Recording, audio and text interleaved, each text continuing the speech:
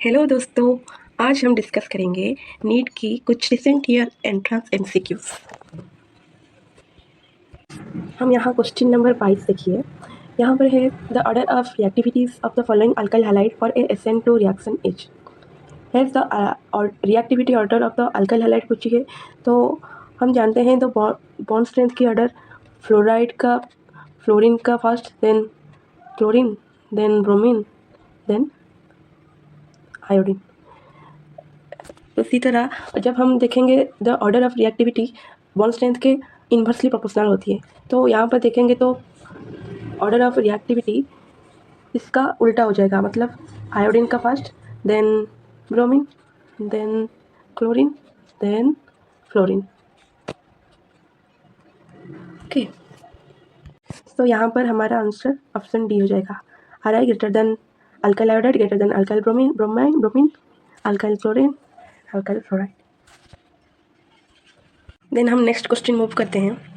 और question number 23 दी रखी है कि ethyl iodide when heated with sodium metal in dry ether yields. Ethyl iodide when heated with sodium metal means it represents the Ur's reaction. In Ur's reaction, we know that in Ur's reaction में क्या होती है? Ur's reaction में होती है 2 molecule of alkyl iodide or alkyl halide when treated with 2 molecule of sodium ion in presence of dry ether. It gives alkane, मतलब वो जो 2 ऐसे हो जाएगा, मतलब Ri plus 2 plus Na plus Ri plus IR, ऐसे हम लिख सकते हैं। यहाँ पर हम देखेंगे कि ये सेपरेट होने पर केवल R और R बच जाता है, तो इसको हम लिख लेंगे।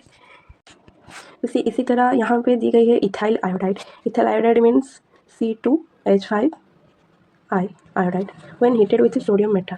When heated with sodium metal मतलब sodium in presence of dry ether, it would be give C2H5 and C2H5। इसको मिलाने के बाद हमारा आंसर C4H10 आएगा, समझी। यहाँ पर भी इसी तरह रिएक्शन आया है the reactivity order. Reactivity order में हम देखे थे, वहाँ पर रिएक्टिविटी ऑर्डर किसका ज़्यादा होता था? जिसका बॉन्ड स्ट्रेंथ कम होता था। बॉन्ड स्ट्रेंथ किसका कम है? बॉन्ड स्ट्रेंथ कम है आयोडीन का, मतलब आयोडीन का रिएक्टिविटी ऑर्डर ज़्यादा हो गया, फिर ब्रोमीन का, फिर क्लोरीन का, फिर क्लोरीन का, समझे। तो इसी तरह हम देखेंगे आयोडीन ऑप्शन बी में है Ri greater than Rpr greater than RCl then Rf। Okay.